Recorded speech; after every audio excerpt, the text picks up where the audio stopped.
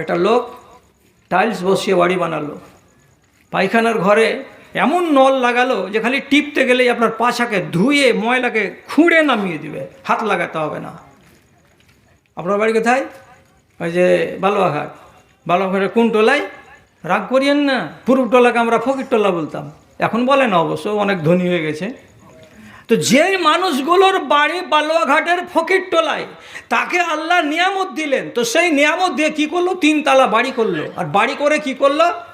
ঘরের বাইরের দরজাতে calling bell লাগিয়েছে। কলিং বেল, এখানে মানুষ বলছেন নিয়ম আল্লাহর কি, দরজার কাছে গিয়ে বলবে আসসালামু আলাইকুম, ভিতর থেকে লোক থাকলে বলবে ওয়ালাইকুম সালাম, আইসেন। আর না হয় ও নিজে বেরিয়ে আসবে। এখন অত ছোট লোকই করা চলবে না। এখন আমরা দিল্লি থেকে বড় বড় কোম্পানিতে কাজ করে নিজেরা বড় লোক হয়ে গেছি। কেমন বড় লোক তো হিসাব করুন। এখানে আর ডাকতে পাওয়া যাবে না, আছো জমশেদ ভাই, আর সালাম দেওয়া তো দূরের কথা, এগুলো করা যাবে না। একটা বেল লাগিয়ে দিয়েছে, আর বেলটাকে যেমনি চাপবে পিছন দিক আর আঙনার ভিতরে যেই জায়গাটাতে মেন জায়গা, ওখানে তখন বেজে উঠছে আওয়াজ, बांसुरिया अब यही पुकारे आवलमा नदिया के किनारे, बांसुरिया अब यही पुकारे आवलमा नदिया के किनारे। একটা মালাউনি কথা, একটা সিনেমার গান ভেসে উঠছে, গানটা বারবার করে। তখন ঘরের ভেতরে বসে থাকা আব্দুল মালিক বলছে, দেখ তোরে কে ডাকছে রে। এটা সুন্নতি তরিকা। তাহলে এত বড় বাড়ি করেছেন সুন্নাতটাকে জবে করার জন্য, ঠিক আছে, ঠিক আছে। পায়খানার ঘরে টাইলস লাগালেন, শোবার ঘরে টাইলস লাগালেন, চপের খাট লাগালেন, জানালাতে পর্দা, দরজার মেন গেটে পর্দা, টিভির উপরে পর্দা, সোফার উপরে পর্দা, ড্রেসিং টেবিলের উপরে পর্দা, ফ্রিজের উপরে পর্দা, সব পর্দা দিয়ে সুন্দর করে সাজিয়ে রাখা হয়েছে। আপনি জিজ্ঞেস করেন এনামুল হক, এত জিনিসের উপরে পর্দা চাপিয়েছো, তোমার বাড়ির ভেতরে যে বাড়িওয়ালিটা আছে এটাই হলো আসল ধন, তার গায়ে পর্দা আছে কিনা একবার দেখো তো। বাড়িওয়ালির দিকে যদি তাকানো যাচ্ছে, যাকে আল্লাহ তাআলা বলছেন পর্দায় রাখো, তাকে আপনি খোলা রেখে দিয়েছেন আধা উলঙ্গ করে। আর যেগুলোকে ঢাকার কথা নয় সেগুলোতে পর্দা দিয়ে ঢেকে রেখেছেন। তার মানেটা কি? এ বাড়িখানা কেন বানানো হয়েছে? ঈমান বাড়াবার জন্য না ঈমানকে কমাবার জন্য? জবাবটা কে দেবে? এ তো বালুয়াঘাটের লোক। এই বাড়ি বানালাম, এখানে যদি আমার ঈমান ধসে যায়, আমার ঈমান যদি না বাড়ে, তাহলে আল্লাহর নিয়ামতকে পাওয়ার পরে আপনি কি করছেন? অবজ্ঞা করছেন। আপনার বাড়িতে নমাজ নাই, আপনার বাড়িতে রোজা নাই, আপনার বাড়িতে দিনদারি নাই, আপনার বাড়িতে কোনো মেয়ে ছেলে পিলে কোরআন মাজিদের তিলাওয়াত করে না, ইসলামী কিতাব পড়ে না, সব স্বাধীন। কেন স্বাধীন? আমরা পয়সাওয়ালা ঘরের মেয়ে গো, আমরা কেন ধর্ম করব?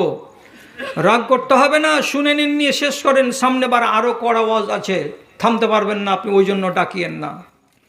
রাসূলুল্লাহ বিদেশ থেকে চলে আসছেন 12,000 মিলিটারি সাথে, এক জায়গাতে আরাম করার জন্য সবকে বলা হলো খিমা লাগাও, খিমা লাগিয়ে দেওয়া হলো। শুবার কালে এশারের নামাজ পড়ার পর রাসূলুল্লাহ বলছেন, মাই ইয়াজমিনুলি বিসলাতিল ফজরে, ওরে আমার সাহাবীরা, তোমরা এতজন লোক আছো, ফজরের নামাজটা যে সঠিক টাইমে জাগবো, জাগার পরে পড়বো, এর জামিন কে নেবে? এর দায়িত্বটা কে নেবে? আমি যদি জাগতে না পারি তোমাকে জাগিয়ে কে দেবে? তখনই সামনে দাঁড়িয়েছিলেন হযরতে বিলাল রাদিয়াল্লাহু তাআলা আনহু। উনি বলছেন, আল্লাহ পাকের রাসূল, আপনি আরামে ঘুমান, আমি সারা রাত যেমন করেই হোক না কেন, ঘুমিয়েও হোক বা জেগেই হোক, যেমন করে হোক না কেন আপনার কাছে আছি, এবং ফজরের বেলায় আপনাকে যথা টাইমে 4:30টার সময় আমি জাগিয়ে দেব, আমি আজান দেব, আপনি নামাজ পড়বেন, আমিও নামাজ পড়ব। রাসূলুল্লাহ বিলালের উপরে ভরসা করে ঘুমিয়ে গেলেন। ঘুমালেন 10,000 লোক গোটা মাঠ ভর্তি খিমার তলে ঘুমাচ্ছেন তো 4টার সময় ফজরের জামাত কায়েম হলো, 4:10 নামাজ শেষ হয়ে গেল। 4:30 যখন হলো, লাল হয়ে পূর্ব দিকে সূর্য উঠেছে। তখন সূর্য উঠা অবস্থায় রাসূলুল্লাহ হঠাৎ করে এমনি করে চোখ খুলে যদি দেখছেন তো সুবহানাল্লাহ, এত বড় সূর্য পূর্ব দিকে হা করে তাকাচ্ছে। ফজরের নামাজ উঠেনি, জাগতে পারিনি, নামাজ পড়িনি। তো মনে মনে বলছেন যে অন্যান্য লোকেরা তো উঠলো, দেখি গোটা মাঠ শুয়ে আছে হাসরের ময়দান হয়ে।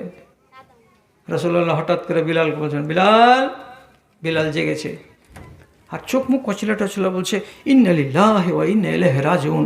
রাসূল, 4:15 হয়ে গেল, 4:30 হয়ে গেল, পূর্ব দিকে সূর্য উঠে গেছে, আমি জাগতে পারিনি আল্লাহ পাকের রাসূল, আপনি জাগেননি? কইছে আমি জাগিনি।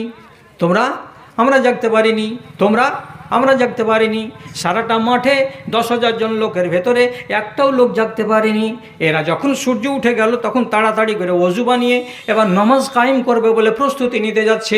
আল্লাহ পাকের রাসূল পরিষ্কার ভাষাতে বলছেন, তাহাওয়ালু আনিল মাকানিল্লাযী গালাবা আলাইকুমুশ শাইতান। ওরে আমার সাহাবীরা, যতজন লোক তোমরা এই মাঠে আছো, সব দিকে ডেকে বলছি, এই মাঠে তোমাদেরকে নামাজ পড়তে হবে না। এখান থেকে উটকে বাঁধো, নিজের পালানকে বাঁধো, আর বাঁধার পরে চলো এখান থেকে চলে যাই। এখানে আমাদের নামাজ পড়া হবে না। কেন হবে না? এই জায়গাতে আমাদের সকলের ইমানের উপরে চেপে বসেছিল কে? তো শয়তান। শয়তান যখন আমাদেরকে চেপে দিয়েছে, ও আমাদের উপরে হয়ে গেছে, এমন জায়গাতে আর আমরা নামাজ পড়ব না, চলো এখান থেকে চলে যাই। রাসূলুল্লাহ সেখান থেকে সমস্ত মিলিটারিটিকে নিয়ে হাঁটতে হাঁটতে হাঁটতে হাঁটতে চলে গেলেন। এক মঞ্জিল যাওয়ার পর, ঘণ্টাখানিক চলার পর ঝাড়খাড়িয়ার মাঠ যখন এলো, তখন এইরকম জায়গাতে বললেন, তোমরা নিজেদের উটগুলোকে বেঁধে দাও, খিমাগুলোকে লাগিয়ে দাও, এবার এখানে লাইন লাগাও, নামাজ কায়েম করা হবে। রসুল ফজরের নামাজ 1.5 ঘন্টা পরে অন্য জায়গায় গিয়ে আদায় করলেন। কারণ কি বলেছিলেন? তাহাওয়ালু আনিল মাকানিল্লাযী গালাবা আলাইকুমুশ শাইতান। যেই জায়গাটাতে শয়তান তোমাদের মাথার উপরে ঢুকে গেছে, মগজের উপর। একটা লোক টাইলস বসিয়ে বাড়ি বানালো, পায়খানার ঘরে এমন নল লাগালো যে খালি টিপতে গেলেই আপনার পাছাকে ধুয়ে ময়লাকে খুঁড়ে নামিয়ে দিবে, হাত লাগাতে হবে না। আপনার বাড়ি কোথায়? ওই যে বালুয়াঘাট। বালুয়াঘাটের কোন টোলায়? রাগ করিয়েন না, পূর্ব টোলাকে আমরা ফকির টোলা বলতাম, এখন বলে না, অবশ্য অনেক ধনী হয়ে গেছে। তো যেই মানুষগুলোর বাড়ি বালুয়াঘাটের ফকির টোলায়, তাকে আল্লাহ নিয়ামত দিলেন, তো সেই নিয়ামত দিয়ে কী করলো? 3 তালা বাড়ি করলো। আর বাড়ি করে কি করলো? ঘরের বাইরের দরজাতে কলিং বেল লাগিয়েছে। কলিং বেল, এখানে মানুষ বলছে নিয়ম আল্লাহর কি, দরজার কাছে গিয়ে বলবে আসসালামু আলাইকুম, ভিতর থেকে লোক থাকলে বলবে ওয়ালাইকুম সালাম, আইসেন। আর না হয় ও নিজে বেরিয়ে আসবে। এখন অত ছোট লোকই করা চলবে না। এখন আমরা দিল্লি থেকে বড় বড় কোম্পানিতে কাজ করে নিজেরা বড় লোক হয়ে গেছি। কেমন বড় লোক তো হিসাব করুন। এখানে আর ডাকতে পাওয়া যাবে না, আছো জমশেদ ভাই, আর সালাম দেওয়া তো দূরের কথা, এগুলো করা যাবে না। একটা বেল লাগিয়ে দিয়েছে, আর বেলটাকে যেমনি চাপবে, পিছন দিক আর আঙনার ভিতরে যেই জায়গাটাতে মেন জায়গা, ওখানে তখন বেজে উঠছে আওয়াজ, बांसुरिया अब यही पुकारे आवलमा नदिया के किनारे, बांसुरिया अब यही पुकारे आवलमा नदिया के किनारे। একটা মালাউনি কথা, একটা সিনেমার গান ভেসে উঠছে, গানটা বারবার করে। তখন ঘরের ভেতরে বসে থাকা আব্দুল মালিক বলছে, দেখ তোরে কে ডাকছে রে। একটা সুন্নতি তরিকা। তাহলে এত বড় বাড়ি করেছেন সুন্নাতটাকে জবে করার জন্য। ঠিক আছে, ঠিক আছে। পায়খানার ঘরে টাইলস লাগালেন, শোবার ঘরে টাইলস লাগালেন, ছপের খাট লাগালেন, জানালাতে পর্দা, দরজার মেন গেটে পর্দা, টিভির উপরে পর্দা, সোফার উপরে পর্দা, ড্রেসিং টেবিলের উপরে পর্দা, ফ্রিজের উপরে পর্দা, সব পর্দা দিয়ে সুন্দর করে সাজিয়ে রাখা হয়েছে। আপনি জিজ্ঞেস করেন এনামুল হক, এত জিনিসের উপরে পর্দা চাপিয়েছো, তোমার বাড়ির ভেতরে যে বাড়িওয়ালিটা আছে এটাই হলো আসল ধন, তার গায়ে পর্দা আছে কিনা একবার দেখো তো। বাড়িওয়ালির দিকে যদি তাকানো যাচ্ছে, যাকে আল্লাহ তাআলা বলছেন পর্দায় রাখো, তাকে আপনি খোলা রেখে দিয়েছেন আধা উলঙ্গ করে। আর যেগুলোকে ঢাকার কথা নয় সেগুলোতে পর্দা দিয়ে ঢেকে রেখেছেন। তার মানেটা কি? এ বাড়িখানা কেন বানানো হয়েছে? ইমান বাড়াবার জন্য না ইমানকে কমাবার জন্য? জবাবটা কে দেবে? এ তো বালুয়াঘাটের লোক। এই বাড়ি বানালাম, এখানে যদি আমার ইমান ধসে যায়, আমার ইমান যদি না বাড়ে, তাহলে আল্লাহর নিয়ামতকে পাওয়ার পরে আপনি কি করছেন? অবজ্ঞা করছেন। আপনার বাড়িতে নমাজ নাই, আপনার বাড়িতে রোজা নাই, আপনার বাড়িতে দিনদারি নাই, আপনার বাড়িতে কোনো মেয়ে ছেলে পিলে কোরআন মাজিদের তিলাওয়াত করে না, ইসলামী কিতাব পড়ে না, সব স্বাধীন। কেন স্বাধীন? আমরা পয়সাওয়ালা ঘরের মেয়ে গো, আমরা কেন ধর্ম করব? রাগ করতে হবে না, শুনে নিন, নিয়ে শেষ করেন। সামনে বার আরও কড়া ওয়াজ আছে, থামতে পারবেন না আপনি, ওই জন্য ডাকিয়েন না। রাসূলুল্লাহ বিদেশ থেকে চলে আসছেন 12,000 মিলিটারি সাথে, এক জায়গাতে আরাম করার জন্য সবকে বলা হলো খিমা লাগাও, খিমা লাগিয়ে দেওয়া হলো। সুবার কালে এশারের নামাজ পড়ার পর রাসূলুল্লাহ বলছেন, মাই ইয়াজমিনুলি বিসলাতিল ফজরে ওরে আমার সাহাবীরা, তোমরা এতজন লোক আছো, ফজরের নামাজটা যে সঠিক টাইমে জাগবো, জাগার পরে পড়বো, এর জামিন কে নেবে, এর দায়িত্বটা কে নেবে? আমি যদি জাগতে না পারি তোমাকে জাগিয়ে কে দেবে? তখনই সামনে দাঁড়িয়েছিলেন হযরতে বিলাল রাদিয়াল্লাহু তাআলা আনহু। উনি বলছেন, আল্লাহ পাকের রসুল, আপনি আরামে ঘুমান, আমি সারা রাত যেমন করেই হোক না কেন, ঘুমিয়েও হোক বা জেগেই হোক, যেমন করে হোক না কেন আপনার কাছে আছি, এবং ফজরের বেলায় আপনাকে যথা টাইমে 4:30টার সময় আমি জাগিয়ে দেব, আমি আজান দেব, আপনি নামাজ পড়বেন, আমিও নামাজ পড়ব। রসুল্লাহ বিলালের উপরে ভরসা করে ঘুমিয়ে গেলেন। ঘুমালেন 10,000 লোক গোটা মাঠ ভর্তি খিমার তলে ঘুমাচ্ছেন তো 4টার সময় ফজরের জামাত কায়েম হলো, 4:10 নামাজ শেষ হয়ে গেল। 4:30 যখন হলো, লাল হয়ে পূর্ব দিকে সূর্য উঠেছে। তখন সূর্য উঠা অবস্থায় রাসূলুল্লাহ হঠাৎ করে এমনি করে চোখ খুলে যদি দেখছেন তো সুবহান আল্লাহ, এত বড় সূর্য পূর্ব দিকে হা করে তাকাচ্ছে, ফজরের নামাজ উঠেনি, জাগতে পারিনি, নামাজ পড়িনি। তো মনে মনে বলছেন যে অন্যান্য লোকেরা তো উঠলো, দেখি গোটা মাঠ শুয়ে আছে হাসরের ময়দান হয়ে। রাসূলুল্লাহ হঠাৎ করে বিলালকে বলছেন, বিলাল জেগেছে, আর চোখ মুখ কচলা টচলা, বলছে, ইন্না লিল্লাহি ওয়া ইন্না ইলাইহি রাজিউন। রাসূল, 4:15 হয়ে গেল, 4:30 হয়ে গেল, পূর্ব দিকে সূর্য উঠে গেছে, আমি জাগতে পারিনি আল্লাহ পাকের রসুল, আপনি জাগেননি? কইছে, আমি জাগিনি। আমরা জাগতে পারিনি, আমরা জাগতে পারিনি। সারাটা মাঠে 10,000 জন লোকের ভেতরে একটাও লোক জাগতে পারেনি।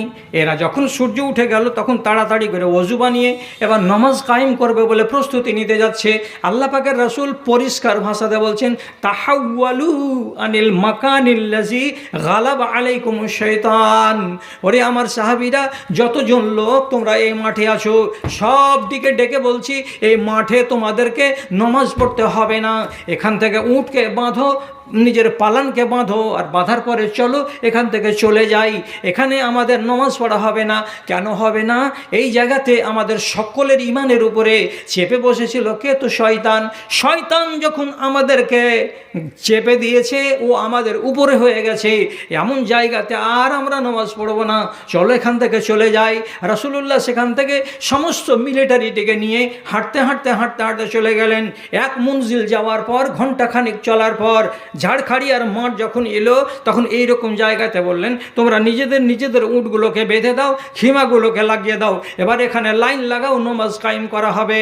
রসুল ফজরের নামাজ 1.5 ঘন্টা পরে অন্য জায়গায় গিয়ে আদায় করলেন। কারণ কি বলেছিলেন? তাহাওয়ালু আনিল মাকানিল্লাযী গালাবা আলাইকুমুশ শাইতান। যেই জায়গাটাতে শয়তান তোমাদের মাথার উপরে ঢুকে গেছে, মগজের উপর। একটা লোক টাইলস বসিয়ে বাড়ি বানালো। আমি কি বুঝাতে চাইছি? আমি আপনাদেরকে সর্বপ্রথমে যে কথাটা বলছি সেটা হলো এই পৃথিবীর মাটিতে সবচাইতে বিশাল বড় আল্লাহর নিয়ামত যেটা, সেটা হচ্ছে ইসলাম। ইসলাম হলো আল্লাহ তাআলার সবচাইতে বড় অবদান। যারা এই ইসলামকে পেয়েছে তারা পৃথিবীর সবচাইতে বড় ভাগ্যবান। এবং নিশ্চিত করে মাথায় রাখুন, যাদের কাছে ইসলাম আছে, যাদের কাছে ঈমান আছে, তারা আল্লাহর মনোনীত বান্দা, পছন্দনীয় বান্দা। যাদের কাছে ঈমান নেই, যারা ইসলামকে আজ পর্যন্ত আপন করে নিতে পারেনি, তারা আল্লাহর নজরে ঘৃণিত মানুষ, ধিক্কৃত মানুষ, ওরা লাঞ্ছিত মানুষ। কোথায় পেলাম? টুপ টুপ টুপ টুপ করে কথাগুলোর প্রতি আমি বলছি আর শুনে যান। রাসূলুল্লাহ বলেছেন, একদম সহিহ হাদিস, ইন্নাল্লাহা ইউতিল মাল লিমান ইউহিব্বু ওয়া লিমান লা ইউহিব্বু। আল্লাহ তাআলা যাকে পছন্দ করেন তাকেও ধন মাল দেন, যাকে পছন্দ করেন না তাকেও ধন মাল দেন। তাহলে ধন আর মালের ব্যাপারে আল্লাহ তার পছন্দনীয় মানুষগুলোকেও দিতে পারেন, আর যেগুলোকে আল্লাহ তাআলা পছন্দ করেন না তাদেরকেও ধনমাল আল্লাহ তাআলা দিতে পারেন বা দিয়েছেন। ধন দেওয়ার ব্যাপারে দেখার বিষয় নয়। কোনো একটা মানুষ যদি মনে মনে ভেবে নেয় যে আমি বালুয়াঘাট গ্রামের কোটিপতি, তাহলে আমি আল্লাহর খুব প্রিয়, এটা নয়। কেন যে ধনটা দিয়েছেন আল্লাহ তাআলা আপনাকে, তাই বলে যে আপনি আল্লাহর খুব প্রিয়, এটা কথা নয়। কেন রাসূল বলছেন যে যাকে আল্লাহ ভালোবাসেন তাকেও আর যাকে ভালো না বাসেন তাকেও আল্লাহ তাআলা ধন দেন। ভালুকার বাজারে আজকে 50 বছর আগে একটা পাকা বাড়ি ছিল। সেই পাকা বাড়ির দোতলাটা বিশনপুর থেকে আমরা দেখতে পেতাম। সেই লোকটা বেঁচে নেই। ওর মতো ধনী আমাদের এলাকাতে কেউ ছিল না। তো তাহলে আল্লাহ তাআলা কি ওকে ভালোবাসেন? ও কি আল্লাহ তাআলাকে এক বলে বিশ্বাস করেছিল তার নিজের জীবনে? করেনি। তাহলে ও কেন ধন পেল? ধনটা স্ট্যান্ডার্ড নয়। তাহলে কোনটা স্ট্যান্ডার্ড? রাসূল বলছেন ওয়াইনাল্লাহা ইউতিল ঈমানা লিমান ইউহিব্বু, তবে আল্লাহ রাব্বুল আলামিন ঈমান নামের সম্পদটা দান করেন ওকেই, যাকে তিনি পছন্দ করেন। তাহলে যাদেরকে আল্লাহ পছন্দ করেন তারাই ঈমান পায়, ইসলাম পায়। আর যাদেরকে আল্লাহ তাআলা পছন্দ করেন না তারা ইসলাম কাছে পায় না, ঈমান কাছে পায় না। বুঝতে পারলেন? তাহলে যারা এই দুনিয়ায় আজকে আপনারা আছেন বেঁচে, এ কথাটা মেনে নেন যে আল্লাহ রাব্বুল আলামিন আপনাকে সবচাইতে বড় নিয়ামত সেটা দান করেছেন, তার নাম হলো ইসলাম। আপনি হয়তো এখানে সন্তুষ্ট হতে পারলেন কি পারলেন না। রব্বুল আলামিন অন্য জায়গাতে বলেছেন, কি বলেছেন? ওয়াজকুরু নি'মাতাল্লাহি আলাইকুম ইয কুনতুম আ'দাআ। আরবের লোকেরা, তোমরা স্মরণ করো ওই দিনটা যেদিন তোমরা ভাই ভাই মারামারি করতে, টোলাতে মারামারি করতে, পাড়ায় মারামারি করতে, একজন আরেকজনের মালকে লুটে নিতে, একজন আরেকজনের জীবনকে মেরে দিতে, একজন আরেকজনের মেয়ের বেহুরমাতি করে দিতে, একজন আরেকজনের ইজ্জতকে নিয়ে ছলনা করে বেড়াতে। তোমরা এমন পশুত্বের ভেতরে ডুবেছিলে। এইরকম মানুষগুলোকে আল্লাহ রাব্বুল আলামিন বলছেন আমি তোমাদেরকে একটা নিয়ামত দান করলাম। কি নিয়ামত? ওয়াজকুরু নি'মাতাল্লাহি আলাইকুম, তোমাদের উপরে আমার যেটা নিয়ামত এলো সেই নিয়ামতটাকে তোমরা মনে করো। এই নিয়ামতটার নাম কি? এটার নাম ইসলাম। ইসলাম যেদিন এলো সেদিন সব দুর্নীতিগুলো এক করে আরব থেকে শেষ। অমানুষকে মানুষ বানাতে এলো ইসলাম, এবং যাদের ভেতরে সভ্যতা ছিল না তাদেরকে সভ্য বানাবার জন্য এলো ইসলাম। চোরকে মানুষ করার জন্য এলো, লম্পটকে সোজা পথে আনার জন্য এলো, যারা ছিনতাই এবং রাহাজানি করে বেড়াতো তাদেরকে সরল মানুষ হিসাবে প্রতিষ্ঠিত করার জন্য এলো কে? তো ইসলাম। একে আল্লাহ কি বললেন? একে আল্লাহ তাআলা নিয়ামত বললেন। তাহলে এই নিয়ামত কার কাছে আছে? তো আপনার কাছে আছে, আমার কাছে আছে। তাহলে আল্লাহর সবচেয়ে বিশাল বড় নিয়ামতের মালিক কারা? তো আমরা। এবার আরেকটা কথা বলছি, আল্লাহর শুকরিয়া আদায় করে শেষ করতে পারবেন না। আল্লাহ তাআলা কোরআন মাজিদে সূরা মাইদাতে বলছেন আল-ইয়াওমা আকমালতু লাকুম দীনাকুম ওয়া আতমামতু আলাইকুম নি'মাতি ওয়া রাযীতু লাকুমুল ইসলাম দীনা। এই দিকগুলো সব ছেড়ে দিলাম। আল্লাহ তাআলা শেষ কথা যেটা বলছেন, দেখো এই দুনিয়ার মানুষগুলো কারা? এই মানুষগুলো কারা? তো এই মানুষগুলো ওরা যারা ঈমানকে বুকে নিয়েছে, অর্থাৎ মুসলমান তাদেরকে আল্লাহ তাআলা বললেন, কি বললেন? রাযীতু লাকুমুল ইসলাম দীনা। তোমাদের বাড়িতে ইসলাম আছে, তোমাদের অন্তরে ইসলাম আছে, তোমাদের পরিবারের ভেতরে ইসলাম আছে, তোমাদের দেশে তোমাদের অঞ্চলে ইসলাম আছে।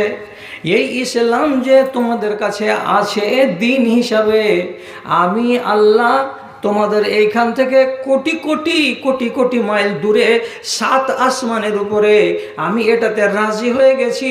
তার মানে আমার নিকটে পছন্দনীয় দিন হলো ইসলাম। আর যেই পছন্দনীয় জিনিসটাকে তোমরা বুকে করে আছো, তোমাদের পছন্দ, সেটা আমাকেও পছন্দ। তাহলে আল্লাহর পছন্দের জিনিসটাকে আমরা বহন করি, যেটাতে আল্লাহ নিজে কি বলেছেন যে আমি রাজি, আমি খুশি। আর সেই আল্লাহর খুশিটা কোনটা? এই ইসলামটা। আর সেটা আপনার কাছে আছে, আর সেটা আমার কাছে আছে। তাহলে আপনি আন্দাজ করে বলুন তো, কত বড় নিয়ামত আপনি বহন করে বেড়াচ্ছেন, আর কত বড় নিয়ামত দিয়ে আল্লাহ তাআলা আপনাকে সমৃদ্ধ করেছেন। এই ইসলাম এত বড় যেখানে সম্পদ, একে নিয়ে আজকের যেটা মূল বক্তব্য, এই দিন ইসলামকে নিয়ে ছলনা করিয়েন না, এই দিন ইসলামকে নিয়ে রহস্য করিয়েন না। এই দিন ইসলামকে গ্রহণ করে নেওয়ার পর এমন আচরণ ব্যক্ত করবেন না যে আচরণে আপনার ইসলাম আপনার কাছে লজ্জিত হয়ে যায়, এরকম কাজ করিয়েন না। ইসলামকে অপমান করার চেষ্টা করবেন না। ইসলাম আপনার ইজ্জত বাড়িয়েছে, ইসলাম আপনার সম্মান বাড়িয়েছে, ইসলাম আপনাকে জাতি হিসেবে দুনিয়ার ভিতরে একটা পরিচিত জাতি করে প্রতিষ্ঠিত করেছে। আল্লাহর কসম খেয়ে বলছি, যাদের কাছে দিন ইসলাম নেই তাদের দিকে একবার এক নজর তুলে তাকান, তাহলে আপনি নিজের ইজ্জত নিজে বুঝতে পারবেন। কি করে তাকাবো ভাই? তাকান, আমি তাকাতে বলছি, তাকান একবার। যারা খেটে খাওয়া মানুষ, আপনারা সেটা বুঝতে পারবেন না। যাদের কাছে অ্যান্ড্রয়েড মোবাইল আছে তারা কিন্তু ভালো করে বুঝতে পারবে। যদি একটা জায়গাকে বলা হয় বিচ, বিচ কাকে বলে?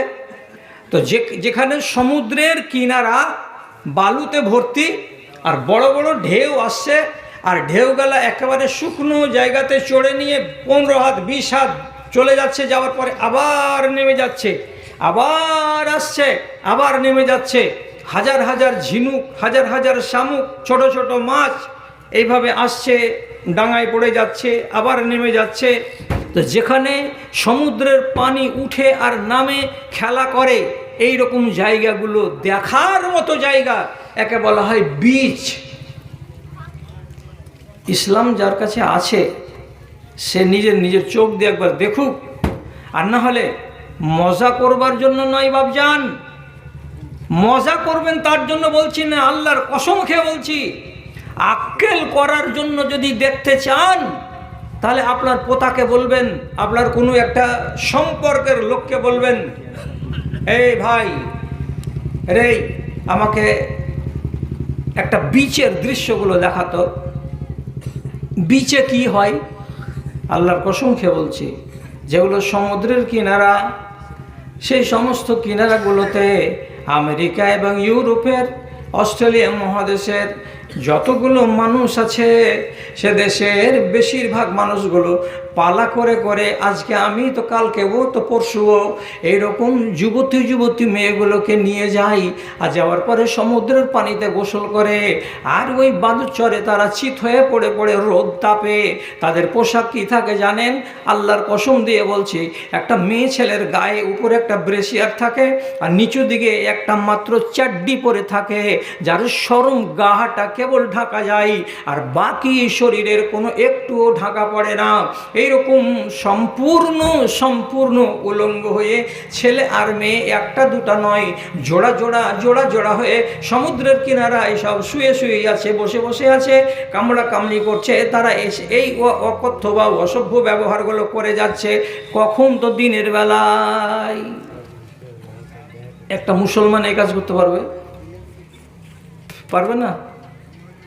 এইরকম নোংরা কাজ একটা মুসলমান করতে পারবে না। কেন পারবে না? ওকে আবার দিন কামড় দেবে, এই কোন কাজ করতে যাচ্ছি? তোকে যে আমি আশরাফ বানিয়েছি আমার দিন দিয়ে, যাকে আল্লাহ তাআলা বললেন নিয়ামত, আর সেই নিয়ামত পাওয়া লোকটা, ওর দ্বারা এরকম লাঞ্ছিত কাজ হতে পারে না। ভাই মনে কিছু নেবেন না, আমি কাউরি ক্রিটিসাইজ করতে আসিনি, কিন্তু এইটুকু তো জানেন, আমাদের মুসলমানদের বাড়িতে একটা 14 বছরের 16 বছরের সাবালিকা বেটি একটা কেবলমাত্র গেঞ্জি গায়ে দিয়ে, মাথাতে কাপড় নাই, কেবল একটা হাফ গেঞ্জি গায়ে দিয়ে একটা 16 বছরের যুবতী বেটি ছেলে নিজের বাপের সামনে, ভাইয়ের সামনে হেঁটে বেড়াতে পারবে? পারে? আমাদের গ্রামে পারে? বালুয়াঘাটে পারবে? পারবে না। কেন পারবে না? ওকে লাজ লাগবে কি বলে? বাইরে যদি হয় তো সেটা আলাদা কথা। এটা আমার বড় ভাই, এটা আমার বাপ, এটা আমার চাচা, এটা আমার অমুক। এদের সামনে আমি যে একটা যুবতী মেয়ে ছেলে, আমার গায়ে যে যৌবন টইটুম্বুর হয়ে ভরে আছে, আমি আমার শরীরটাকে ঢাকবো কি দিয়ে? এইরকম লজ্জাটা তার মনের ভেতরে আছে।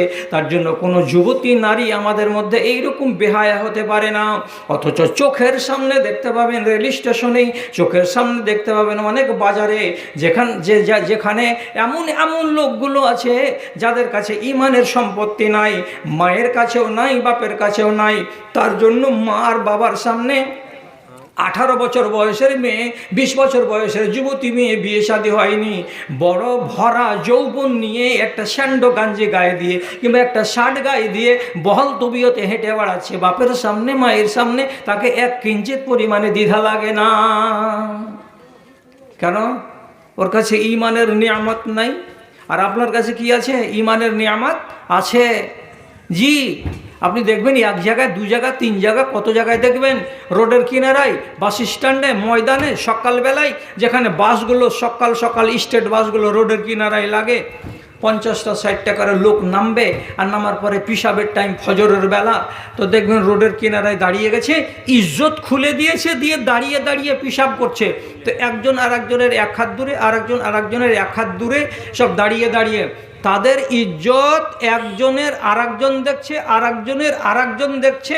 অথচ একটা মানুষ পিসাব করার কালে নিজের গোপন অঙ্গকে হাত দিয়ে ধরে আছে, আর আরেকজনের গোপন অঙ্গকে যে দেখতে পাচ্ছে, তো এই যে দেখছে তো একেও লাজ লাগে না, আর যে দেখাচ্ছে তাকেও লাজ লাগে না। কেন? যে বলছি এটা কি লজ্জার জিনিস? ওরও আছে, আমারও আছে, বলে এটা লজ্জার নাই। লজ্জা পাইনি, ইসলাম দেয়নি বলে বেলজ্জার মতো এইরকম দাঁড়িয়ে দাঁড়িয়ে পিসাব করতে পারে। আপনি পারবেন? দাঁড়িয়ে পিসাব করা জায়েজ আছে, ওটা আলাদা কথা। কিন্তু আপনি আমার সামনে আপনার ইজ্জত খুলে পেশাব করতে পারবেন? পারবেন না।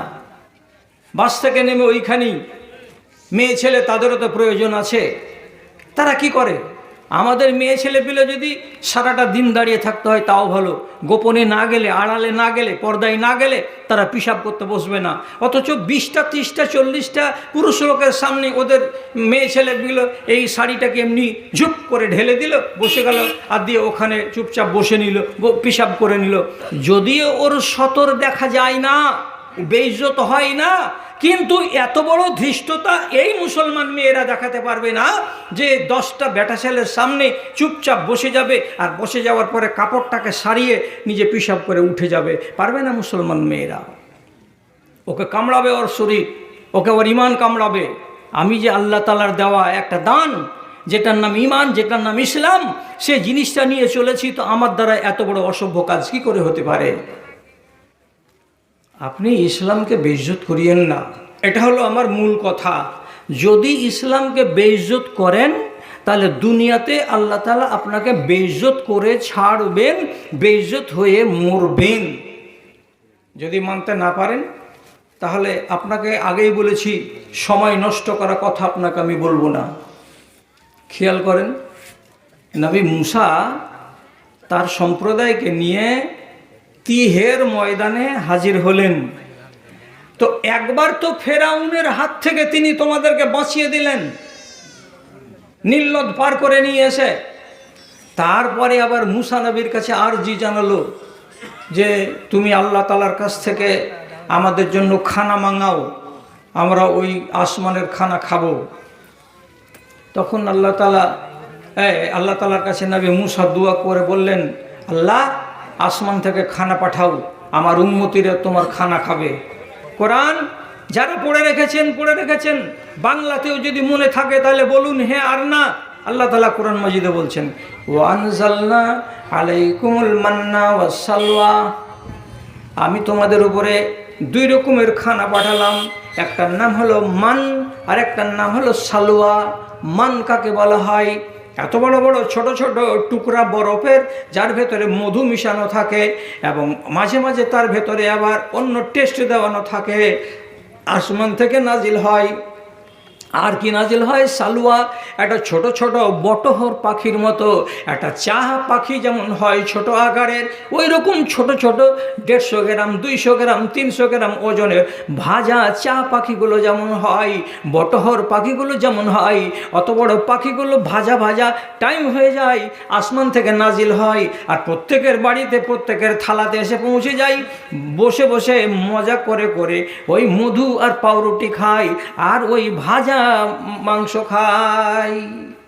কত সুখের জিন্দেগি আল্লাহ তাআলা দিলেন এদেরকে। ঠিক আছে, পেয়েছ, খাও, আল্লাহর শুকরিয়া আদায় করো, আর নবী মুসা যেটা বলছেন কথাটাকে মেনে চলো।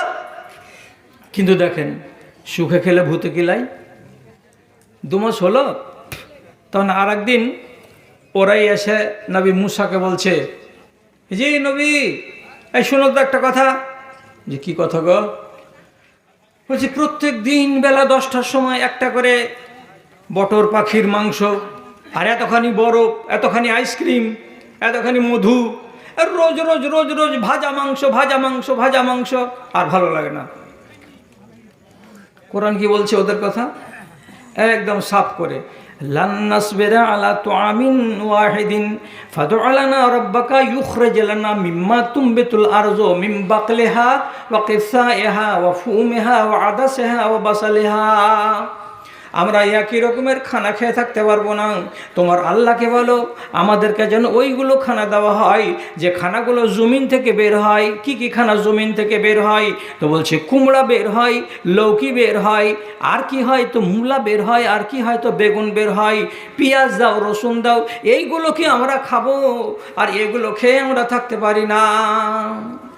দেখলেন, এত বড় নিয়ামতকে 3 মাস 4 মাস খেয়ে নিজেদেরকে সংবরণ করতে পারলো না। বলছে এগুলো ভালো লাগে না, এগুলো ভালো লাগে না, ভালো লাগে না। যখন বললে ভালো লাগে না আর আমাদেরকে বদলে দাও, আল্লাহ তাআলা বলছেন যখন তুমি আমার নিয়ামতকে চিনবে না তখন তোমার উপরে আমার পক্ষ থেকে শাস্তি আসবে। আল্লাহ তাআলা বললেন ঠিক আছে, মান আর সালুয়া বন্ধ, যাও এইবার তোমরা জমিনে চলে যাও, আর যাওয়ার পরে হাল চালাও, আর হাল চালিয়ে ফসল তৈরি করো, আর কুত্থির ছাতু খাও, আর বড় বড় পেঁয়াজের গাঁঠা হাতে নিয়ে তোমরা কামড়াও আর খাও আর খুব স্বাদ করো। আর তারপরে আল্লাহ রাব্বুল আলামিন বলছেন কি, এই যে ইজ্জতের জিন্দেগিকে তুমি লাত মারলে, তো লাত মারলে তো কি করলে তোমরা? জিন্দগিতে সারা জনমের মতো ঝাঁটা খেয়ে খেয়ে বেড়াও। ইয়াতিহুনা ফিল আরজে, আল্লাহ তাআলা বলছেন জুরিবাত আলাইহিমুজ জিল্লাতু ওয়াল মাসকানাতু ওয়া বাউ বিগাযাবিম মিনাল্লাহ। সেই ইহুদি জাতি, সেই ইহুদিরা, নবী মুসার কওম যারা ইহুদি, তাদের উপরে আল্লাহ তাআলা বলছেন তোমাদের কপালে ঝাঁটা মেরে দেওয়া হলো, তোমরা জালিল হয়ে লাঞ্ছিত হয়ে দুনিয়ায় ঝাঁটা খেয়ে খেয়ে বেড়াচ্ছিল, ঝাঁটা খেয়েই বেড়াচ্ছিল। আর আল্লাহর কোরআন অনুযায়ী এখানে সেখানে, ওখানে 1 লাখ, ওখানে 2 লাখ, ওখানে 1.5 লাখ, ওখানে 5 লাখ, এই রকম করে দুনিয়ার এই প্রান্তে ওই প্রান্তে ছড়িয়ে ছিটিয়ে ইহুদিরা ছিল। এক জায়গাতে তাদের বাসস্থান ছিল না, তাদের কোনো মুলুক ছিল না। হিটলার 30 লক্ষ ইহুদিকে কতল করে দিয়েছিল, মেয়েরা লাট করে দিয়েছিল। কেন? যে এদের চলন হলো বদ, এরা ভালো মানুষের বাচ্চা নয়, আজকের নয়, বহুদিন আগেকার। শেষে 1947 সালে এখন ওই দেশ থেকে এই দেশ থেকে এই দেশ থেকে এই দেশ থেকে কুড়িয়ে কুড়িয়ে কুড়িয়ে কুড়িয়ে সব ইহুদিগুলোকে এক জায়গাতে জমা করা হলো। সেটা কোথায়? তো প্যালেস্টাইনের মাটিতে। করেছিল কে? তো এই আমেরিকা দাজ্জাল। আর করেছে কে? তো এই ব্রিটেন দাজ্জাল করে। আর মুসলমানদের মাটিকে দখল করে প্রথমে এসেছিল মুহাজির হয়ে, শরণার্থী হয়ে, আর তারপরে আজকে ফুলে ফেপে বড় হয়ে গেছে, আর আজকে উড়ে বেশে জুড়ে বসা, আর জমিনগুলোকে মুসলমানদের দখল করে নিয়ে এখন যুদ্ধ চলছে। আজকে 12 থেকে 14 দিন ধরে হাজার হাজার প্যালেস্টাইনি মুসলমানকে মেরে শেষ করে দিল কে? তো এই জালেম। লাঞ্ছিত জীবন পাওয়ার পরে পরের দৌলতে মুলুক পেয়েছে, শত শত বছর ধরে লাঞ্ছিত হয়ে থেকেছে, জুতা খেয়ে থেকেছে, ঝাঁটা খেয়ে খেয়ে বেরিয়েছে। কিসের ঘোষণাই? আল্লাহ তাআলা কোরআনে বলেছেন তোমাদের বদচলনের কারণে তোমাদের উপরে এই আযাবটা এসেছিল। তাহলে ধর্মকে যদি বুড়ো আঙুল দেখানো হয় তাহলে ওই মানুষের পরিণাম ভালো হয় না, ওদের পরিণাম বড্ড খারাপ হয়। আপনি তো খুব সুখে আছেন, আপনারা এখানকার লোক খুব সুখে আছেন, পশ্চিমবাংলার লোক। আপনার যদি নমাজ পড়ার ইচ্ছা থাকে তাহলে ঝাড়কাড়িয়া ঘাটটাকে, ব্রিজটাকে পার করার পরে তাল গাছটি যে আছে না, ওইখানে যদি বলেন যে আসরের নমাজ পড়বো, আপনি শুরু করে দেন আল্লাহু আকবার, আপনাকে কেউ নিষেধ করতে আসবে না, কেউ মানা করবে না এই এখানে নামাজ কেন পড়ছে। আর আপনাকে স্পষ্ট ভাষায় বলছি, আপনার কত বড় কলেজা আছে, কত বড় কলেজা আছে, উত্তরপ্রদেশের কোনো একটা জায়গাতে, কোনো একটা রেল স্টেশনে, কোনো একটা ফাঁকা জায়গায়, মসজিদ বাদ দিয়ে কোনো একটা জায়গায় আপনি যদি নমাজে দাঁড়ান, পুলিশ ধরে নিয়ে গিয়ে পাছাতে দুটো রুলের বাড়িও দেবে আর আপনার নামে একটা কেসও দিয়ে দেবে। তোর কি বাবার জমিদারি আছে এইখানে যে যেখানে ইচ্ছা সেখানে তুই নমাজ পড়বি? আপনি সুখে আছেন না? তাহলে এই সুখে থাকা মুসলমানগুলো ইসলামকে বেইজ্জত করার চেষ্টা করবেন না। কিসের দ্বারাই? আপনার ব্যবহারের দ্বারাই। মায়েরাও বেইজ্জত করবে না আর ভাইয়েরাও বেইজ্জত করবে না ইসলামকে, তাদের আখলাক দিয়ে আর তাদের আচার আচরণ দিয়ে।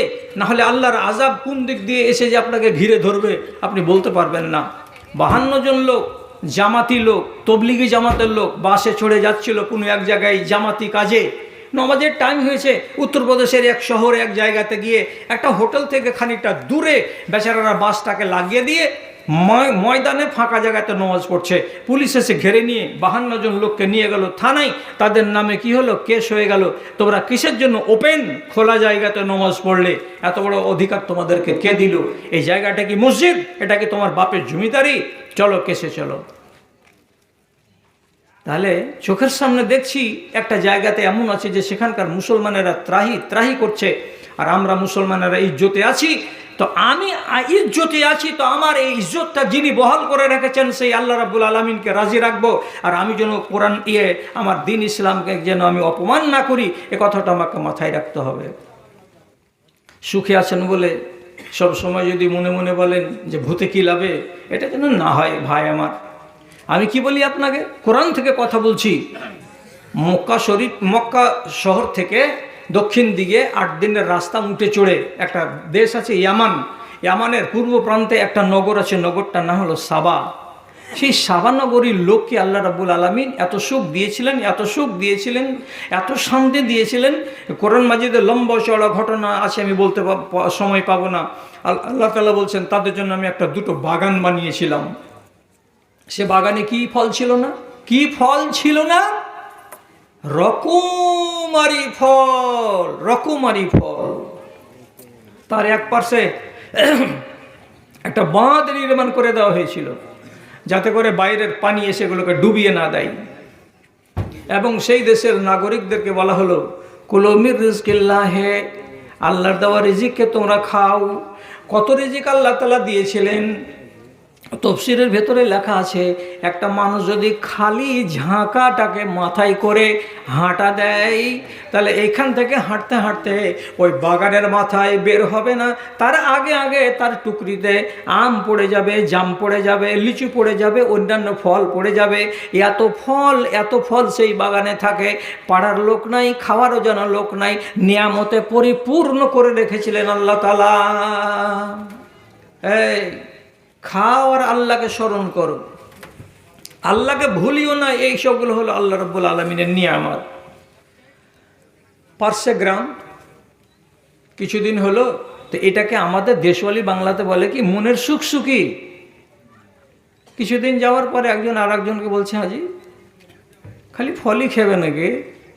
এক কথা। আর এক কথা কি বলছি, জিয়াগাছি থেকে হাঁটা দিচ্ছি, 1.5 কিলোমিটার হাঁটি না, ছায়াদার বাগান। এ বাগান পার করে আর একটু পার হচ্ছি, আর একটা বাগান। গায়ে রোদ লাগে না, কপাল ঘামে না, বগলে এমনি করে মুখ লাগিয়ে যদি শুঁয়ে দেখছি তো বগল গন্ধ করে না। এগুলা কোন দেশে ভাই? আমরা তো এক যুগে ছিলাম, গেঞ্জি গন্ধ করতো, কপাল ঘামতো। আমরা তো এক যুগে ছিলাম যে রোদের তাপ লাগতো আমাদের গায়ে, কখনো কখনো ভালো লাগতো, তো কখনো কখনো রোদের তাপটা কষ্ট মনে হতো। সে দিনগুলো সব শেষ হয়ে গেল গো। বাড়ি থেকে বের হচ্ছি তো ছায়া, আর শুধু আমের বাগান, ফলের বাগান, এটা ভালো লাগে না, এটা যেন খুব একটা আনন্দদায়ক জিনিস নয়। তখন আল্লাহ তাআলাকে ওরা নিজে যেয়ে বলছে, রব্বানা বায়েদ বাইনা আসফারেনা, আল্লাহ জি তুমি বাগান টাগান দিয়েছো ঠিকই করেছো, কিন্তু বাড়ি ঘরগুলো এত কাছে যে আমাদের শরীর ঘামে না, আমাদের গা ঘামে না, আমাদের রোদ লাগে না, তো তুমি এমন করে দাও যে এইগুলোকে একটু দূরে করে দাও আল্লাহ, দূরে, যাতে রোদ লাগে, গা ঘামে, শরীরটা গন্ধ করে, ইত্যাদি ইত্যাদি। দেখলে যে এই শয়তানেরা এখন আমার নিয়ামতের বেকদরি করা শুরু করে দিয়েছে। তখন রব্বুল আলামিন নারাজ হয়ে গেলেন। যখন নারাজ হয়ে গেলেন, তো ওদের যেটা বাঁধ ছিল সে বাঁধে ইঁদুর লেগে গেল, আর ইঁদুরে কুরে কুরে কুরে কুরে বাঁধকে ছেদা করে দিল তলতল। আর বাঁধের পানি যখন ভেতর দিকে বাইরে থেকে ঢুকতে লাগলো ইঁদুরের খাল দিয়ে, প্রথমে এতটুকু হয়ে, তারপরে এতটুকু হয়ে, তারপরে এতটুকু হয়ে সারা দেশের ভেতরে এত বড় প্লাবন এলো, এত বড় প্লাবন এলো। আমের বাগান আর জামের বাগান আর লিচির বাগান আর খেজুরের বাগান আর সেবের বাগান আর তাদের বাড়ি আর গাড়ি সব কিছুকে আল্লাহ রাব্বুল আলামিন পয়মাল করে দিলেন। আর দেওয়ার পর এই লোকগুলোকে এবার সবক দেওয়ার জন্য বলছেন, তোদের বাগান ছিল নাকি? হ্যাঁ ছিল। আল্লাহ তাআলা বলছেন, বাদদালনাহুম বেজান্নাতাইনি বেজান্নাতাইহিম জান্নাতাইনি সাওয়াতাই উকলিন ওয়া খামতিন। তোমাদের দুটো বাগান ছিল, বাগানের বদলে তোমাদেরকে বাগান দিয়ে দিলাম, কিন্তু এইবার তোমরা বাগানে এগে দেখো গা, আগেকার দিনে বাগানে তোমাদের কোনো গাছের ফল পাড়তে গেলে কাঁটা লাগতো না। এখন দেখো গা, এমনও ফল আছে যে ফল পাড়তে গেলে তোমার হাতে কাঁটা লেগে যাবে। আগেকার দিনে এত বড় বড় ফল ছিল, এখন বাগানে গিয়ে দেখো গা ছোট ছোট কুলের গাছ আছে, কুল ফলগুলো আছে। আর যদি আম আছে তো ওই মিষ্টি মিষ্টি আম নাই, গুটি গুটি আম আছে যে আমগুলো অতটা সুস্বাদু নয়। আমি দিয়েছি বটে, কিন্তু তোমাদের সব বদল করে দিয়েছি। কেন বদল করে দিলাম? তোমাদের চরিত্র যখন বদলে গেল, তখন আমার নিয়ামতকে আমি বদল করে দিলাম। আছে ওগুলো সবই, কিন্তু আগের মতো একটাও সুস্বাদু আর পাওয়া যাবে না। কি বেকদরি যদি করেন, যদি আল্লাহর নিয়ামতের মর্যাদাহানি করেন, অসম্মানী করেন, তাহলেই আপনার উপরে বিপদ নেমে আসবে। এই কথাটা আপনাকে শোনাবার জন্য, শেখাবার জন্যই শুধু কথা বলা। একগুলো মানুষ দিন ইসলামকে কবুল করার জন্য, অন্তর দিয়ে ভালোবাসার জন্য বাড়ি থেকে দিন ইসলামকে খুঁজে বেরিয়েছে। আর একগুলো লোক দিন ইসলামকে পয়মাল করার জন্য আজকের জমানায় মাতুয়ালা হয়ে বেরিয়ে বেড়াচ্ছে। কত আসমান জমিনের তফাৎ, কত তফাৎ গো ভাইজান, একটু চিন্তা করে দেখুন তো। আমি একটা লোকের নাম বলছি, লোকটার নাম যায়েদ ইবনে আমর, মক্কার লোক। রাসূলুল্লাহকে দুই চোখে দেখেছে, কিন্তু বেচারি সাহাবী হতে পারেনি। কি কথা বলবো তার কথা হলো এই যে উনি হলেন মিল্লাতে ইব্রাহিমি, অর্থাৎ ইব্রাহিম নবীর ধর্মকে মাননেওয়ালা লোক। তো এই ধর্মটা কত পুরানো? ইব্রাহিম নবীর ৪৫০০ বছর পরে আমাদের নবী মক্কাতে জন্ম নিয়েছেন। তাহলে ইব্রাহিম নবীর দিন মক্কাতে কত পুরানা? ৪৫০০ বছর। ৪৫০০ বছর ধরে এই পুরাতন দিনের আসল কিছুই বাকি নাই। থাকে জি, এতদিন পুরানা দিন, দিন ইব্রাহিম। নমাজ বদলে গেছে, রোজা বদলে গেছে, ওর নিয়ম বদলে গেছে, মাননেওয়ালা কমে গেছে। এই দিনটাকে যারা বুঝবে, এরকম লোক খুঁজে পাওয়া যায় না। আঙুলে গুনা জায়গা জায়গায় ২-৪টা করে লোক আছে। ৪৫০০ বছরের পুরাতন দিন, এ দিনকে কে মানবে মক্কার মাটিতে? একটা লোকের নাম বললাম, যায়েদ ইবনে আমর। মাত্র নবীজির দুনিয়া ছেড়ে যাওয়া কোন রকম করে ১৪৫০ বছর হতে যাচ্ছে। তাতে তো দিন ইসলাম বদলে গেছে, বদলে যায়নি? ইসলাম তো বদলে গেল। এখন দেশে ইসলামকে খুঁজে পাওয়া যায় না, মাত্র ১,৫০০ বছরে। আর আগামী, আল্লাহ তুমি ভালো জানো, আমি জানি না, আগামী 50 বছর পরে এই দেশের মাটিতে ইসলাম কেমন হয়ে যে থাকবে আল্লাহ তুমি জানো, আল্লাহ তুমি জানো, আমরা বলতে পারবো না। অথচ লোকেরা বলবে আমরা মুসলমান। জি হ্যাঁ, বিবাহ শাদী এই যে দুনিয়াতে হচ্ছে এখন, হ্যাঁ মাইকটা হ্যাঁ হ্যাঁ করছে কেন রে?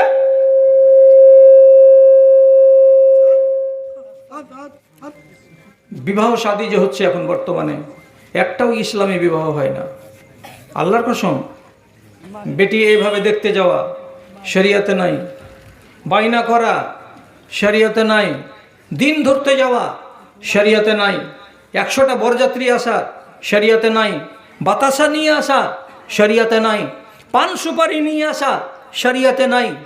আর বিয়ের পরের দিন প্যান্ডেল করে বউ ভাত অনুষ্ঠান করা, আর লোকেদের কাছ থেকে টাকা গুনে নেওয়া, থালি গুনে নেওয়া, জগ গুনে নেওয়া, গ্লাস গুনে নেওয়া, এগুলো শরিয়াতে নাই। আপনি করবেন? আমি বিয়ে করতে যাব, আমার সংসার বানাবে কে, গড়বে কে? তো আমার স্ত্রী। আমাকে টাকা খরচ করতে হবে। সেখানে আমি শ্বশুরকে বলছি আমাকে লাখ টাকা দাও, না হলে তোমার বেটিকে আমি বিয়ে করব না। মেয়ের বাবা মজবুর হয়ে লাখ টাকা দিয়ে জামাইকে কিনে নিচ্ছে, শরিয়াতে নাই। আপনি বিয়ে লাগাচ্ছেন ছেলেদের, 5টা করে গাড়ি যাচ্ছে, বোলেরো গাড়ি, এক একটা গাড়ির 4,000 টাকা করে ভাড়া, এগুলো শরিয়তে নাই। আল্লাহ রসুল বলেছেন ইন্না আজামান নিকাহে বারকাতান আইসারহু মউনাতান, সব থেকে কম খরচ যেই বিয়েতে হবে সেই বিয়েতে আল্লাহ তাআলা বরকত রেখেছেন বেশি। যত কম খরচ হবে তত বিয়েতে বরকত বেশি হবে। অতএব উল্টাটা করুন, যত বেশি ব্যয় করবেন, যত বেশি ইসরাফ করবেন, যত বেশি আপনারা খরচ করে দিবেন, বাহুল্য খরচ হয়ে যাবে, ওই বিয়েটাতে বরকত তত কমে যাবে, তত কমে যাবে, তত কমে যাবে। কেউ মানে এই ওয়াজ? কেউ মানে? আমি যদি বলি কোনো গ্রামের মেয়ে ছেলেকে গায়ে হাত দিতে পাবে না হলুদ মাখাবার নামে, বালুরঘাটের মেয়ে মানবে? আরে যদি খুব আরমান জাগে তো ছেলেটার গায়ে ওর মা দিক, ওর দাদি দিক, ওর বোনেরা দিক, যাদেরকে বিয়ে করা হারাম, তবুও মুখখানে একটু দিল, হাতখানে একটু দিল, পিঠখানে একটু দিল। কিন্তু পা থেকে শুরু করে মাথা পর্যন্ত এক এক জায়গাতে ঘষতে হবে, আর এক এক জায়গার নামে আলাদা আলাদা গীত গাইবে, আর গোটা টোলার যুবতী মেয়ে ছেলে রাতের বেলায় হুড়োহুড়ি করবে। ইসলাম বলে না। তাও এটার নাম কি ইসলাম? বালুরঘাট মুসলমানের গ্রাম না হিন্দুর গ্রাম? বলি মুসলমানের গ্রাম। তাহলে আগামী আর 20 বছর পরে কি থাকবে? দিন ইসলামের কিছুই বাকি থাকবে না। তারপরেও আমরা নিজেদেরকে কার্ডে কি লিখবো যে আমরা মুসলমান। জি, মিথ্যা কথা নয়, সহি কথা বলছি। একটা দিন চলে আসবে, সেই যুগের লোকেরা যখন কোনো একটা লোক হঠাৎ করে যদি বলে সুবহানাল্লাহ, আজ রোদ কত, যে রোদ কত কড়া, তা এই সুবহানাল্লাহ কথাটা শুনে আর একজন তখন বলবে মজবুরের বাপ কি কইলে রে? কইছে সুবহানাল্লাহ বলল। কইছে এই কথাগুলো আমার দাদুরাকে বলতে শুনেছি। কথাটা বুঝতে পারছেন না? পারেন না? এই কথাটা আমরা বলতে শুনেছি কাকে? আমার দাদারাকে। তোরা কে? তো আমার পোতা, তোদের মুখ থেকে বেরোয় না? বলছে আমরা এগুলো বুঝি না। তাহলে কি বেঁচে আছিস দুনিয়াতে? এগুলো আল্লাহু আকবার। শেষ পর্যন্ত হযরত জিবরিল রিপোর্ট দিবেন দুনিয়াতে, এসে ঘুরে বেড়িয়ে আল্লাহকে গিয়ে বলবেন, আল্লাহ বলবেন দেখো তো দিন আছে? জিবরিল ঘুরে ফিরে গিয়ে আল্লাহ তাআলাকে জবাব দিয়ে বলবেন মালিক সুবহানাল্লাহ আছে। আল্লাহ বলবেন থাম, এখানে কিয়ামত করতে হবে না, আরও দেরি হবে। আবার 50 বছর চলে যাবে, সুবহানাল্লাহ বলা লোক শেষ, কিন্তু আল্লাহ কথাটা থাকবে। কিছু হতে গেলেই আল্লাহ আল্লাহ আসমানে আছে, আর কি করে কি করে না ওগুলো জানি না, আল্লাহ কথাটা মুখে আছে। আবার আসবে জিবরিল, এসে বলবে দেখ তোরে দিন আছে, তো দেখা গেল কি যে আল্লাহটা আছে। তো আল্লাহ রাব্বুল আলামিন বলে পাঠাবেন যে লা তাকুমু সাআতু হাত্তা ইয়াবকা আলা জারিল আরজি, আল্লাহ আল্লাহ যতদিন পর্যন্ত আল্লাহ শব্দটা জীবিত থাকবে দুনিয়ার মাটিতে, আল্লাহ তাআলা বলছেন অতদিন কিয়ামত করব না, করব না, করব না। আর 20 বছর যেতে গেলেই আল্লাহ শেষ। সেদিন আল্লাহ তাআলা বলবেন কিয়ামত সংঘটিত করো। এখন কি আছে? এগুলো সব অমানুষ আছে।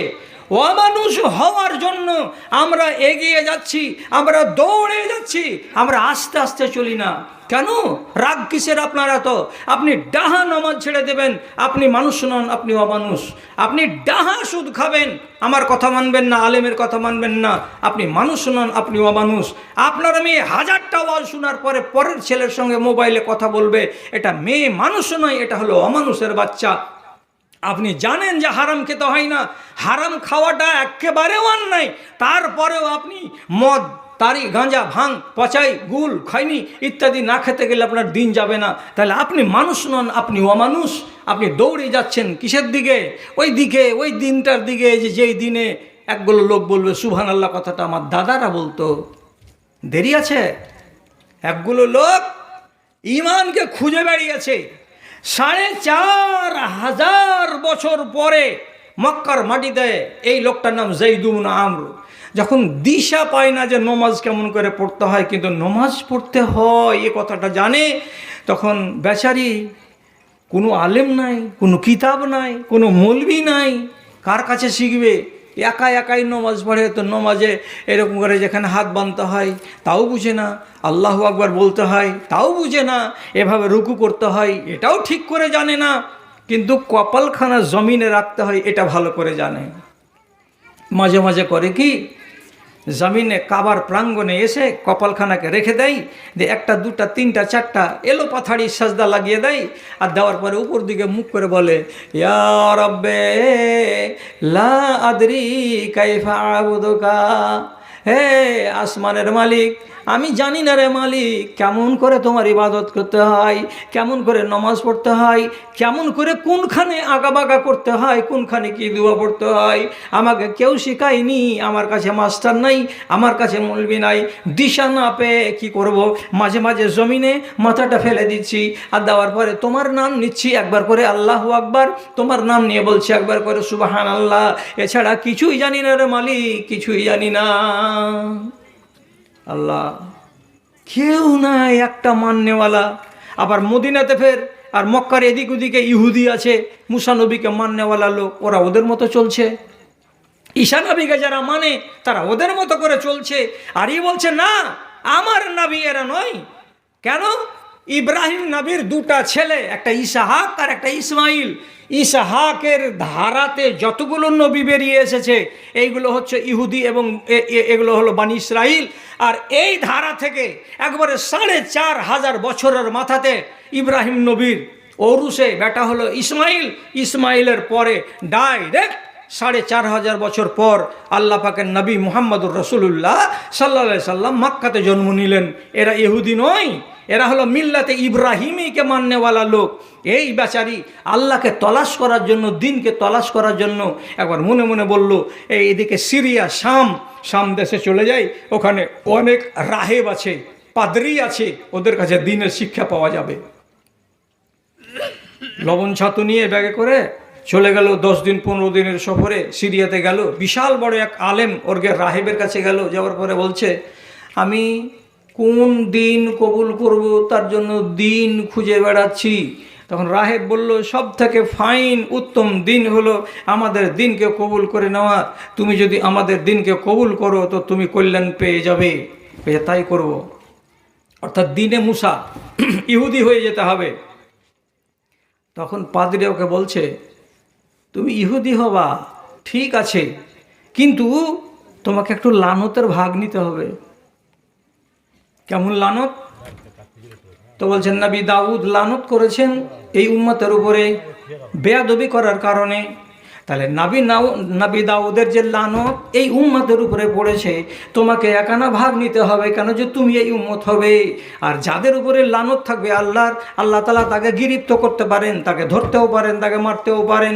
তখন যায়েদ ইবনে আমর বলছে, আমি আল্লাহর আযাব থেকে বাঁচব বলে খুঁজে বেড়াচ্ছি, সত্যের সন্ধানে দৌড়ে বেড়াচ্ছি। আর তুমি যদি বলছো যে আমি যদি এই দিনকে কবুল করি তো আল্লাহর লানতের ভাগীদার হতে হবে, আমি আল্লাহর লানতের ভাগীদার হব না। কেন?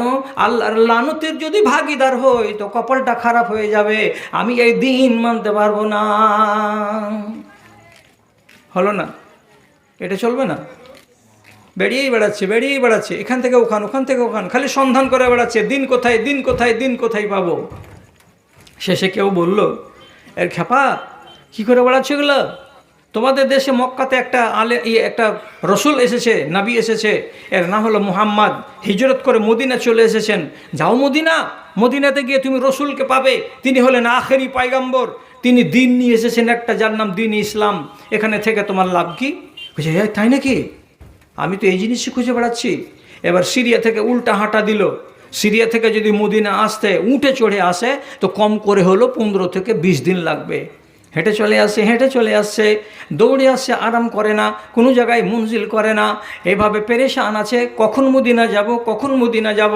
শুনেছি একজন নবী এসেছেন, তার নাম মুহাম্মদ, তিনি একটা ধর্ম নিয়ে এসেছেন, দিন নিয়ে এসেছেন, এই দিনকে যদি মানা যায় তো আল্লাহর জান্নাত পাওয়া যাবে, আল্লাহর রেজামন্দি হাসিল করতে পারা যাবে, ওই দিনের ছায়াতলে আমি যাব বলে পেরেশান হয়ে চলে আসছেন। রাস্তাতে কিছু দল ছিনতাইকারীর তার উটকে ছিনিয়ে নিল এবং তার সামানকে ছিনিয়ে নিল, আর আরব দেশের নীতি অনুযায়ী বেচারাকে বাঁচিয়ে রাখলো না, ওখানেই মাঝ মাঠে তাকে মেরে শেষ করে দিল। মদিনা আসতে পেল না, নতুন দিন মানতে পেল না। রসুল শুনতে পেলেন ঘটনায় এই একটা লোক পাগল হয়ে বেড়াচ্ছিল। তখন রসুলের মাথাতে এলো কথা, কি ওহো, এই লোককে তো আমি চিনি, মক্কাতে যখন আমি থাকি তা আমি ছোট থেকেই মুশরিকদের জবে করা গরু আর উটের মাংস খেতাম না। তো এই লোকটাও কিন্তু সেই যুগে ছিল যে মুশরিকদের জবে করা জানোয়ারের মাংস খেত না। তাহলে এর ভিতরে যে দিন ছিল সেই দিন তো আমি এনেছি। তাহলে এই লোকটা আমার দিন আসার আগে ইব্রাহিম নবীর দিনের উপরে কায়েম আছে, অতএব এই লোকটা তো দিনদার, এই লোকটা তো ইমানদার, একে তো খারাপ বলা যাবে না। শেষের বেলায় রাসূলুল্লাহ হাদিসে বলছেন, ফাইন্নাহু ইয়াতি ইয়াউমাল কিয়ামাতে উম্মাতান ওয়াহিদাতান, কিয়ামতের দিন যায়েদ ইবনে আমর এমন একজন লোক সে আসবে, তো একটাই উম্মত হয়ে আসবে। কেমন উম্মত? সে আমারও উম্মত নয়, সে ইব্রাহিম নবীরও উম্মত নয়, একটা আলাদা উম্মত হয়ে আসবে। কেন? যে সে আমাকে দেখেছে কিন্তু তখন আমি নবী হইনি, কাজে ও সাহাবী নয়, এবং ইব্রাহিম নবীর দিনকে মেনে চলেছে কিন্তু পূর্ণভাবে মানতে পারে নাই, আর আমাকে মানবে বলে দৌড়ে চলে আসছিল মদিনা, কিন্তু এখানে পৌঁছিতে পারেনি। অতএব এই নবীর উম্মত নয়, আমারও সে উম্মত নয়। একটা নতুন উম্মত হয়ে, একটা মুসলমান হয়ে, একটা ইমানদার হয়ে কিয়ামতের মাঠে হাজির হবে আল্লাহর এই বান্দা, এর নাম কি? তো যায়েদ ইবনে আমর। এরা দিনকে খুঁজে বেড়াবার জন্য বাড়ি থেকে এদিক থেকে সেদিক, সেদিক থেকে এদিক দৌড়ে বেরিয়েছে। আর আজকের জামানার মুসলমান কি করছে? কোনখানে ইমান বিক্রি হয় জি? হাটটা দেখিয়ে দাও তো, ওই হাটে গিয়ে ইমান বেচবো। কোন কলেজে ইমান বিক্রি হয় জি? ওই কলেজটা দেখিয়ে দাও তো, ওখানে ভর্তি হয়ে ওইখানে ইমান বিক্রি করব। আপনারা আমাকে মাপ দিয়েন। পশ্চিমবাংলার মাটিতে এমনও হোস্টেল আছে যেই হোস্টেলে ছেলে আর মেয়ে একসাথে থাকতে পারে। এবার আস্তে করে কহেন আস্তাগফিরুল্লাহ, আর একবার আস্তে করে বলেন আস্তাগফিরুল্লাহ। একটা হোস্টেলে ছেলে আর মেয়ে মিলেমিশে থাকতে পারে না। ছেলেদের হোস্টেল আলাদা হবে, মেয়েদের হোস্টেল আলাদা হবে। অথচ এমনও হোস্টেল আছে, আমি নাম নেব না, সে হোস্টেলে আপনার ইচ্ছা আপনিও থাকতে পারেন। মহিলারা যদি মনে করে যে আমিও থাকবো, ওর সিট আলাদা, কামরা একটাই আছি।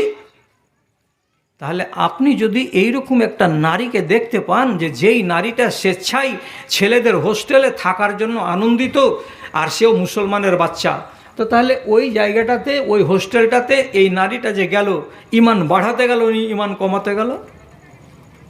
আপনি কি ভাবছেন? এই জন্য বলছিলাম, মানুষেরা খুঁজে বেড়াচ্ছে কোন কলেজে যেতে গেলে বেশি ফ্যাসিলিটি পাওয়া যাবে গল্প করার, আর পার্সোনাল বসে ঘাড়ে হাত দিয়ে বসে ফুসুর করার।